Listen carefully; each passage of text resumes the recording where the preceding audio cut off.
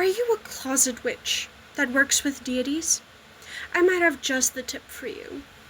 So today I want to talk about a very discreet way on having an altar and having it be nice and private so that no one knows. I'm of course talking about jewelry boxes. Now the box I have here is quite large. It doesn't have to be a jewelry box. It could be anything. I have like a tiny little one like this one. I store some of my tarot decks in there. Some of the tiny ones. I also store some of my herbs and things in like a makeup kit. So there's a lot of ways you can get creative. So the thing is, normally I wouldn't show my altar for respect reasons, but my deities told me that I should. So who am I to question their authority? It was a personal preference not showing this, but they want me to. So I'm gonna do it.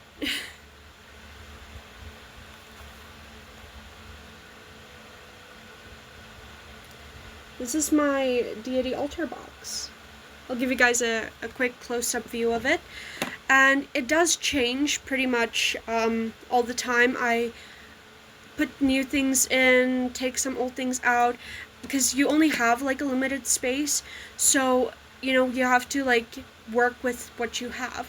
And I feel like this is very, very great. It's also really great keeping dust out, because now you can just dust off the box and all that little bits and bobs just stay intact.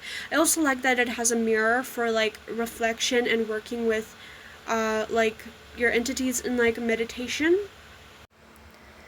Anyway, this is the inside of the box. So I have these that I stuck on the mirror itself. Of course, have Lucifer's symbol there. I actually stuck them on with like a glue stick. I didn't think it was gonna like stay, but it works pretty good on the mirror. So, and that way I can take it off if I decide to do something else. I do have like a little Anubis statue in here. I have some crystals, rose petals that's dried. We have more crystals. I have like a lot of crystals. I have a little bit of gold and jewelry pieces in there. Of course, we've got to have our crystal skull. We have this lovely little treasure over there. You can open up. The timepiece it's a separate thing. This over here is actually a transmutation spell. I'm not going to be going over what exactly is in it and exactly how I constructed this, but if you want a little bit of information on how to do transmutation magic, just pop that in the comments and we'll talk a little bit more about that. We of course have some feathers. These blue ones are from my bird. He passed away, so I kept some of the feathers that fell out, and then obviously I took some of his tail feathers when he passed. We have this lovely little candlestick here, white rose. This you might have seen before. I made this skull for my deity altar. And we also have keys. There's 3 of them in there. I'm not gonna like struggle to get them out, but they're for Hecate. So yeah, my altar is kind of like ever changing, but this is kind of like a general gist of it. There's also some things at the bottom of that. I'm not gonna show you everything that's in here, but everything in here has a purpose.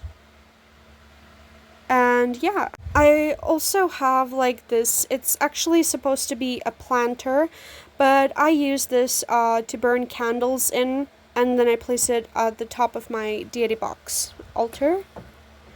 What I do to even keep the dust out more than that is I have this lovely little doily, and this is how I keep it. It's minimal dust, and it works great. Now, I also have this really cute incense burner that I have. I think it's personally really adorable. So that's just some of the little tidbits I have on how to discreetly keep your altar. I'm probably not going to be showing my altar an awful lot on here. I want to give a huge thanks to my deities for allowing me to show it. Normally, out of personal preference and respect, I would not show it. And every time I work with it and move things around in the altar box, I ask like permission, and I'm like letting them know what's like going on, because you know it's their sacred space, and if you are disrupting it, they need to know what's going on.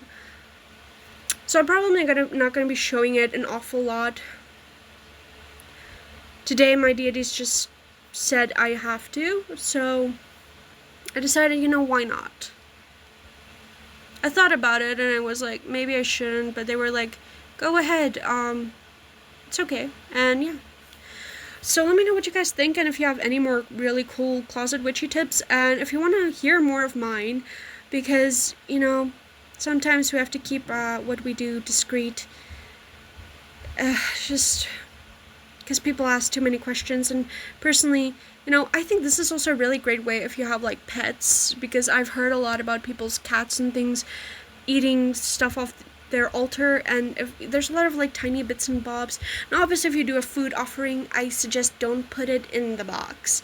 Get a little plate thing and put it beside the thing or on top of the thing.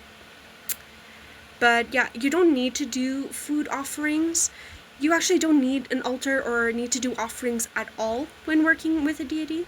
It's just a sign of respect, and especially if you're working with them in an ongoing relationship, it's nice to have a sacred space where you can go to like work with them, and especially if you do magic and spells and stuff, where you can something that can be like the focal point of like where you're like grounding the energy from, so that you can work with the energy, if that makes sense.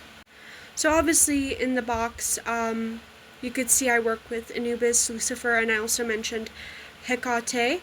But I also work with several other infernals, such as Beelzebub, Lilith, Stolas, Asmodeus. My family is ever growing, and some of them, they just come in when you like need their guidance. My main deity that I do work with, that's like my patron, my go-to deity that I work with every single day, is Lucifer. Like, he is like the main entity that I work with. The others are just there for guidance when the guidance is needed. Lucifer's like the overall like one that I work with. I hope this makes sense. I feel like it's like it makes sense in my head, but like I can't find the words to properly, neurodivergent moment, I don't know. But yeah, let me know your thoughts, and let me know any other tips you might have, or if you want to see more of my tips. And as always, have the day you deserve.